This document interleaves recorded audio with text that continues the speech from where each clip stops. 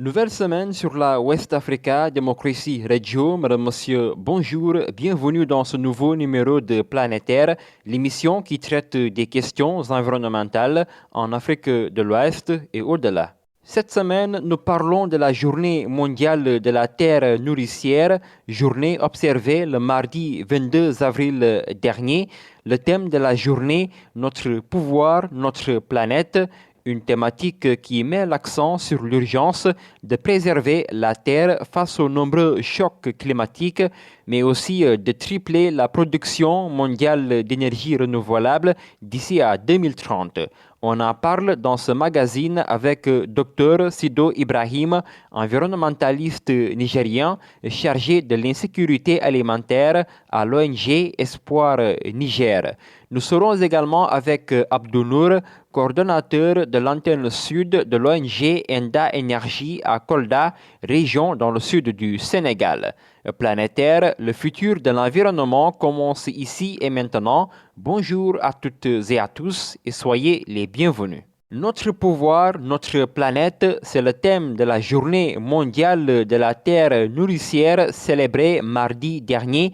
Journée observée alors que les chocs climatiques s'accentuent un peu partout dans le monde avec son lot d'impacts.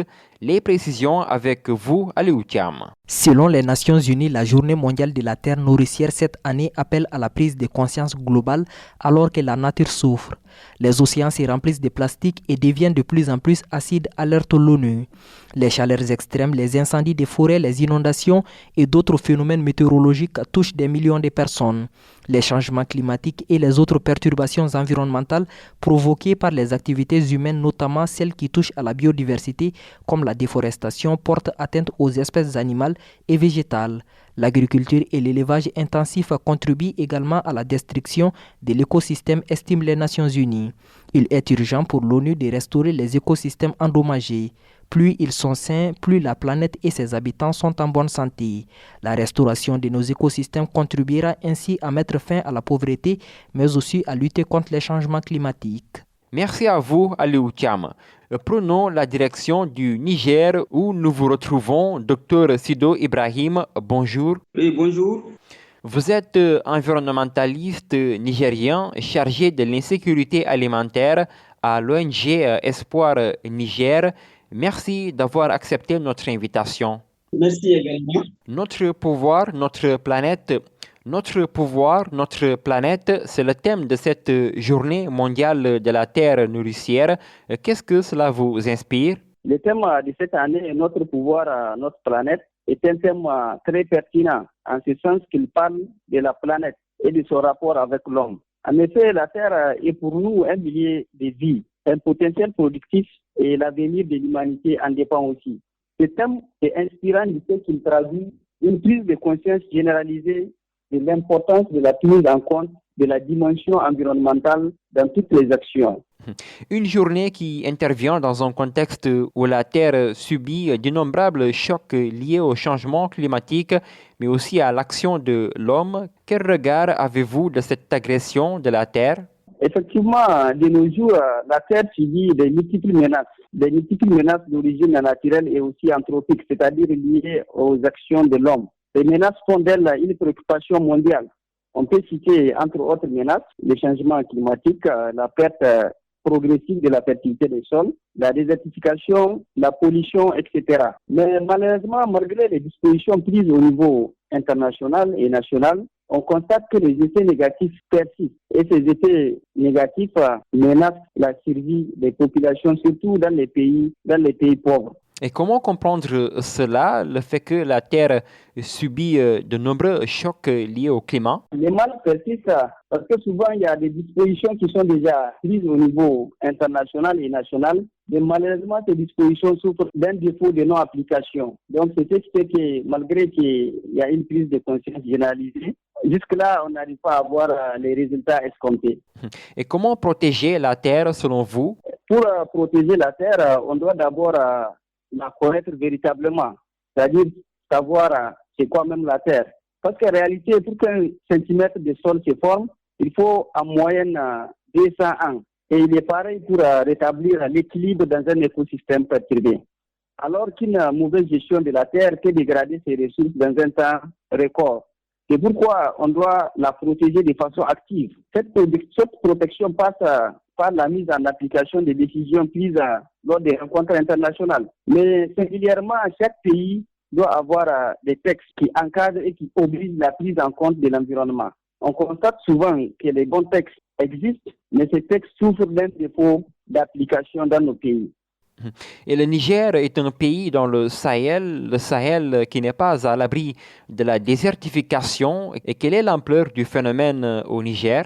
Comme vous le savez, la désertification et la dégradation des terres dans les zones arides et subhumides sèches. Le Niger est un pays sahélien avec des populations vivant majoritairement en milieu rural et dépendantes de la terre comme unique source de revenus à travers donc l'agriculture et l'élevage. Donc il est tout à fait logique que la dégradation de la terre exacerbe la pauvreté des ménages ruraux. C'est pourquoi l'ampleur de ce phénomène s'est traduit par la recrudescence de l'insécurité alimentaire dans plusieurs zones du pays. À cela s'ajoutent aussi des inondations récurrentes qui font des centaines de sinistrés au Niger. Quelles conséquences de la désertification, notamment sur la biodiversité? En réalité, une bonne partie des espèces animales et végétales dépendent de la terre comme support et source de nutriments. La dégradation de la terre a de ce fait une influence directe sur la biodiversité. Au Niger, malgré les efforts du gouvernement et ses partenaires, la désertification continue à menacer les systèmes productifs. Les terres devenant de plus en plus improductives, mettant les espèces en compétition dans l'utilisation des maigres ressources produites. En plus, dans nos pays, la seule ressources en eau disponibles partout et l'eau souterraine. Malheureusement, la désertification a une mauvaise influence sur la recherche des nappes et rendant problématique l'exploitation durable des eaux souterraines pour répondre aux besoins multiples. Cela crée souvent des tensions aboutissant même à des conflits dans certaines zones du pays. Et quelles initiatives faudrait-il mettre en œuvre pour lutter contre ce phénomène? Au fait, au Niger, plusieurs initiatives sont prises par les gouvernements et ses partenaires pour lutter contre la désertification et ses conséquences, notamment la pauvreté. Donc, l'ONG Espoir Niger étant déjà une ONG nationale, participe en ce sens, étant donc partenaire du gouvernement. Il s'agit, entre autres, des mesures prises. Nous avons la revégétalisation à travers une journée nationale dédiée à la plantation des arbres. Donc, l'ONG Espoir Niger participe à ces opérations de plantation d'arbres. Donc, à travers la fête nationale du 3 août, cette fête se tient chaque année. Nous participons aussi à la récupération et réhabilitation des terres dégradées. Donc, qui se font donc dans les campagnes pour réhabiliter les potentiels productifs des terres. Comme autre action à laquelle l'ONG Espoir Niger participe, il y a aussi la protection des ressources naturelles et la promotion de l'exploitation rationnelle des dites ressources. Nous faisons aussi des sensibilisations sur la lutte contre la pollution et il y a aussi la mobilisation communautaire au profit de l'environnement. Donc l'ONG Espoir Niger part vers les communautés et les sensibiliser pour qu'elles comprennent ce qui est en train de se passer donc, dans le cadre de la dégradation de l'environnement afin que ces communautés puissent prendre des dispositions et protéger les ressources à leur niveau. Ça, c'est entre autres les activités auxquelles l'ONG Espoir Niger participe ici au Niger. Docteur Sido Ibrahim, vous êtes environnementaliste nigérien chargé de l'insécurité alimentaire à l'ONG Espoir Niger. Merci d'avoir répondu à nos questions. Ok, merci beaucoup. Le thème de cette année, Notre pouvoir, notre planète, vise également à intensifier la campagne en faveur de l'adoption de sources d'énergie renouvelables, notamment pour l'électrification. Pour l'Afrique, cet appel devient impératif car plus de 30 pays connaissent des pénuries récurrentes d'électricité. C'est le cas dans le sud du Sénégal où plusieurs localités dans les zones rurales ne sont pas encore électrifiées. On en parle avec vous, Abdou Nour. Abdou Nour, coordonnateur de l'antenne sud de l'ONG Enda Énergie, basée à Kolda, région dans le sud du Sénégal. L'accès à l'énergie, toujours problématique dans le monde rural. Faites-nous le point selon vos données.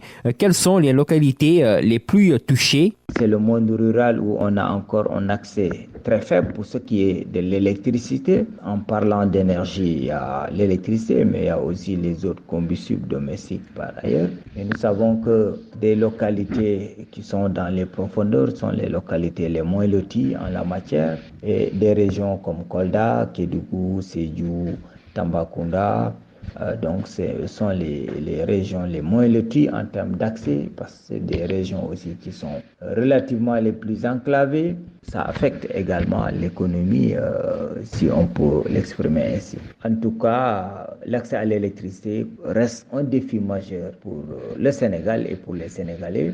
Et là, beaucoup d'initiatives, certes, sont en cours, sont déployées pour développer le maillage du territoire national, pour faciliter l'accès à l'électricité des collectivités, mais aussi d'autres technologies, d'autres ressources telles que les énergies renouvelables aussi sont déployées avec les mini-centrales solaires et les grandes centrales également d'injection sur le réseau, et aussi solaire et éolienne.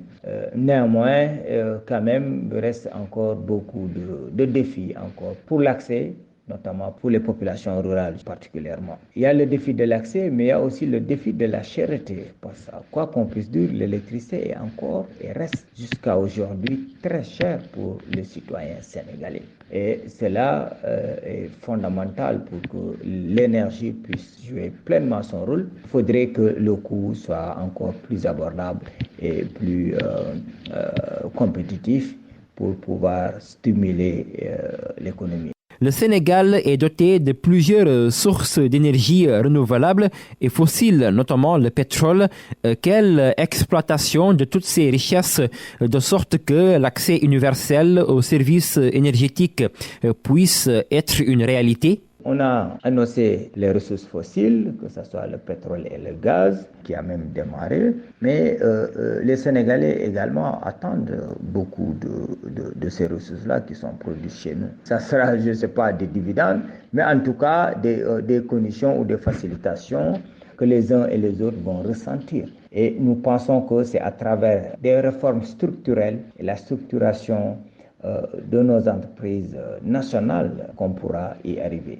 En premier, c'est la Sénélec, il y a Petrosen et autres. Pour nous, il faudrait que ces entreprises puissent être soient cotées en bourse, quand même à l'image des autres grandes entreprises à l'international, pour pouvoir aussi profiter aux Sénégalais, que les Sénégalais soient actionnaires dans ces entreprises-là, que ces entreprises ne puissent plus avoir de problèmes d'investissement ou autres, mais que leur investissement ou leur ristourne et bénéfices puissent retourner aussi à Sénégalais. Abdounour, coordonnateur de l'antenne sud de l'ONG Enda Energy, basée à Kolda, région dans le sud du Sénégal. Merci.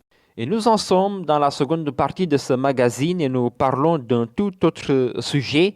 Green Génie, une initiative de l'ONG sénégalaise Green Actions Sénégal, un projet, un concours de génie en herbe.